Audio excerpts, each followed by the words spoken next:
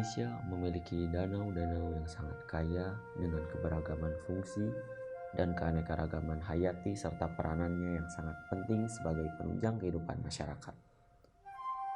Maka dari itu, perlu adanya pengelolaan danau secara terpadu yang harus melibatkan pemangku kepentingan pengelolaan sumber daya alam yang terdiri dari unsur-unsur masyarakat, dunia usaha, dan pemerintah. Kesepakatan Bali tahun 2009 tentang pengelolaan danau berkelanjutan yang ditandatangani oleh 9 menteri pada Konferensi Nasional Danau Indonesia pertama telah memasuki era baru. Setelah pada tahun 2011 diluncurkan Gerakan Penyelamatan Danau atau Germadan dengan rencana aksi penyelamatan danau untuk 15 danau prioritas. Salah satunya adalah Danau Kerinci. Danau Kerinci adalah Bang, lebih baik dijelasin sama teman-teman aja deh, Bang. Oh iya, boleh deh.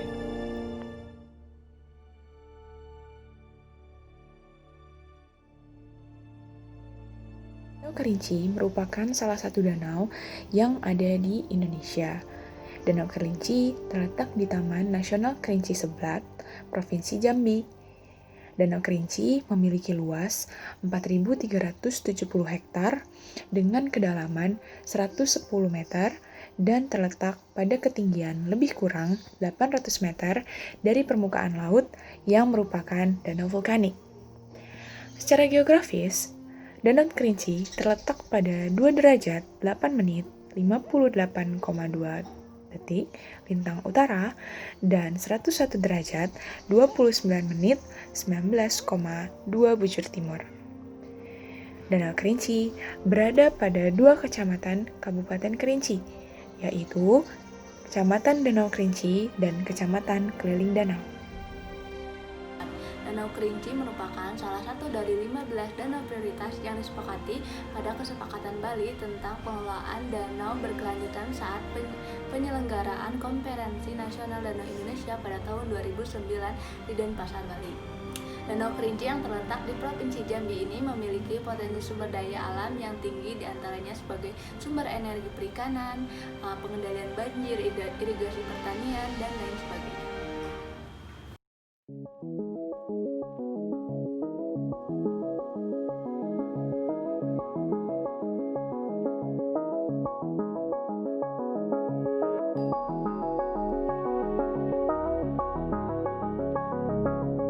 Di sini saya akan menjelaskan tentang kondisi pencemaran Danau Kerinci.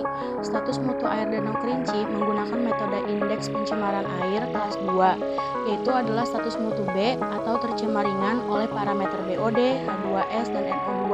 Sedangkan status trofik Danau Kerinci adalah eutrofik dengan kadar total P 45-57, melebihi syarat mesotrofik yaitu 30. Kecerahan 1,5 meter kurang dari syarat, yaitu dengan syarat 2,5 meter, dan kadar klorofilnya antara 0,5 sampai 4, masih memenuhi syarat menurut KLH 2014. Kondisi tersebut diakibatkan oleh limbah yang berasal dari rumah tangga dan juga limbah pertanian. Berdasarkan karakteristik morfometriknya, daya tampung beban pencemaran air DTBPA Danau Kerinci memenuhi syarat status trofik Danau Mesotrof dengan total P30 adalah 55,13 ton P per tahun. Namun, beban pencemaran air saat ini telah melebihi DTBPA, yaitu diperkirakan 130 ton per tahunnya, yang berasal dari penduduk, pertanian, dan budidaya perikanan dengan KJA. Danau Kerinci pernah menghadapi permasalahan gulma air yang cukup berat, yaitu penutupan perairan danau oleh tanaman eceng gondok sampai pada tingkat yang sangat mencemaskan. Penutupan pada saat itu mencapai 70-80% luas permukaan danau.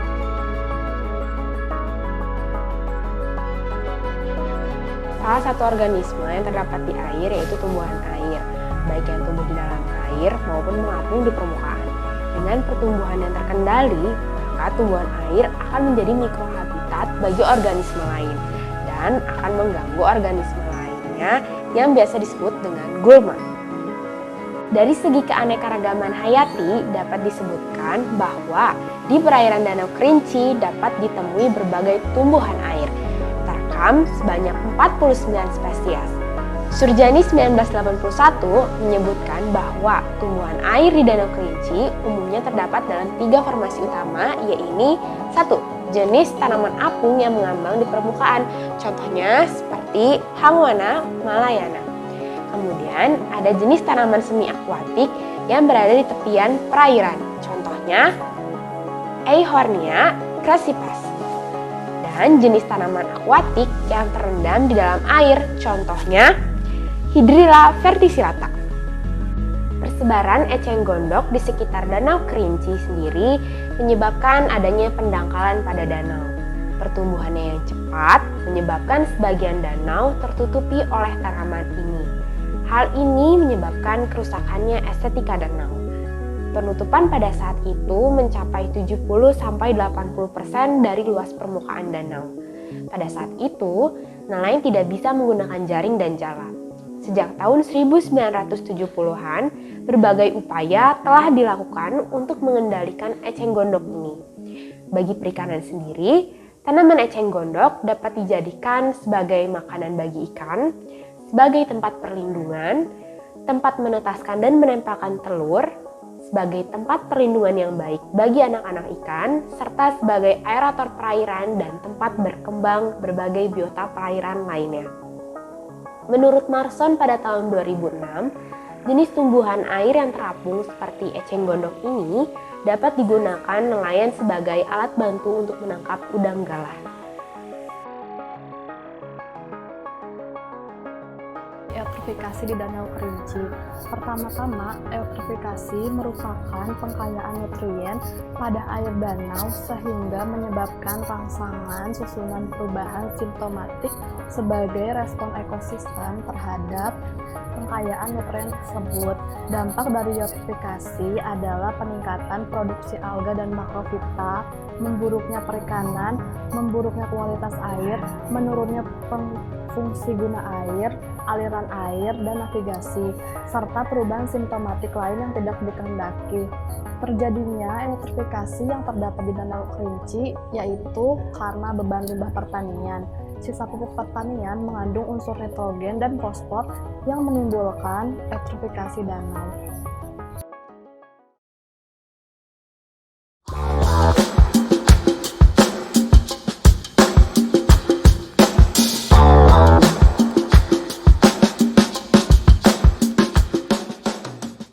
Potensi Danau Kerinci. Danau Kerinci terletak di Provinsi Jambi yang merupakan salah satu kawasan dengan potensi yang besar yang meliputi sumber energi PLTA, perikanan, pertanian, pariwisata, pengendalian banjir, irigasi pertanian, sumber baku air minum, dan juga pertambangan dengan bahan galian golongan C. Besar dan beragamnya potensi ekosistem Danau Kerinci ini memiliki dampak positif terhadap perkembangan ekonomi masyarakat setempat. Yang pertama ada potensi perikanan. Potensi ikan lokal Danau Kerinci ini yang merupakan ikan endemik yaitu ikan semah yang memiliki ukuran cukup besar. Ikan semah ini merupakan ikan yang bernilai ekonomi yang tinggi karena rasanya yang enak. Potensi ikan semah merupakan pilihan utama untuk wisata kuliner di Danau Kerinci. Keberadaan ikan ini diharapkan dapat menarik para wisatawan yang datang ke Danau Kerinci untuk menikmati hidangannya. Jumlah KJA yang saat ini berkembang di perairan Danau Kerinci sebanyak 400 unit, di mana potensi Danau Kerinci itu bisa menampung sebanyak 8.000 unit. Kegiatan penangkapan ikan di Danau Kerinci memenuhi kurang lebih 20% dari kebutuhan konsumsi ikan bagi masyarakat setempat. Yang kedua ada pertanian. Ketergantungan penduduk terhadap lahan daerah tangkapan air di Danau Kerinci cukup tinggi. Hal ini ditunjukkan oleh besarnya persentase petani yang berada di wilayah tersebut, diantaranya pertanian tanaman padi, kulit manis, jagung, dan juga kopi. Selanjutnya, ketersediaan air. Sumber daya air yang ada di Danau Kerinci berasal dari kawasan daerah tangkapan air yang masih terjaga dengan baik, yaitu dari hutan Taman Nasional Kerinci Seblat. Danau Kerinci mempunyai potensi sumber daya air yang cukup besar, yaitu sebesar 1.796 juta meter kubik. Selanjutnya, potensi pariwisata di Danau Kerinci. Ada beberapa objek wisata yang ada di Danau Kerinci, yaitu air terjun Talun berasap, terus pemandian air panas, panorama, pendakian Gunung Kerinci, Danau Gunung Tujuh, kunjungan hutan Taman Nasional Kerinci Seblat. Nah, di Danau Kerinci sendiri adanya festival penyelamatan Danau Kerinci yang diadakan di setiap tahunnya. Untuk fasilitas pariwisatanya, Danau Kerinci itu sudah lengkap, yaitu ada gazebo, perahu motor, toilet, tempat parkir yang luas, musola, masjid, dan adanya homestay. Nah, untuk biaya masuk wisata Danau Kerinci sendiri yaitu sebesar Rp5.000. Nah, jika wisatawan ingin menaiki perahu motor, maka akan dikenakan biaya tambahan.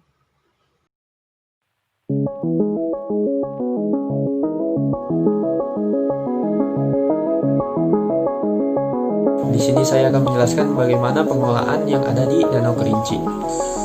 Dalam pengelolaan danau prioritas yang ada di Indonesia, pemerintah memiliki landasan hukum untuk pengelolaan danau tersebut.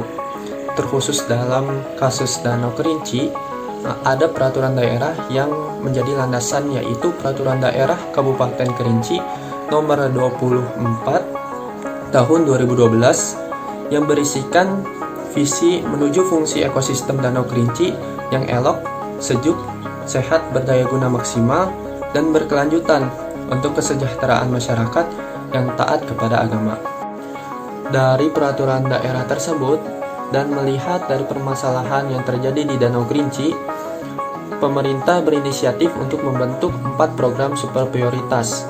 Yang pertama itu adalah mengenai pengembangan dan penerapan pola pertanian dan perkebunan yang konservatif untuk mengurangi laju erosi dan sedimentasi.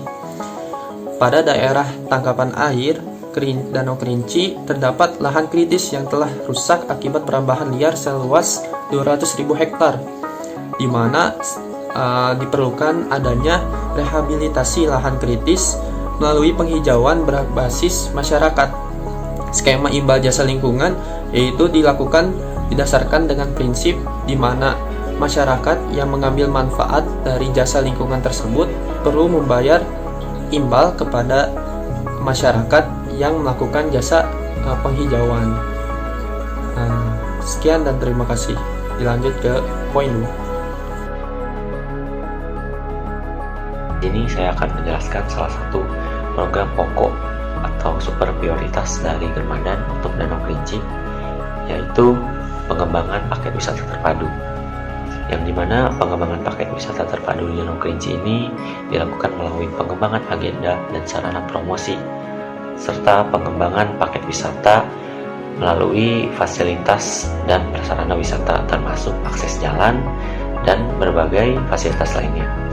Paket wisata terpadu ini dikembangkan berupa paket wisata yaitu yang menyuguhkan objek-objek wisata lain di daerah Danau Kerinci yang masih termasuk dalam DTA Danau Kerinci, yaitu danau air hangat, air terjun, kebun teh, kayu aro, Danau Gunung Tujuh, Gunung Kerinci, Taman Nasional Kerinci, Sebiat, dan lain-lainnya.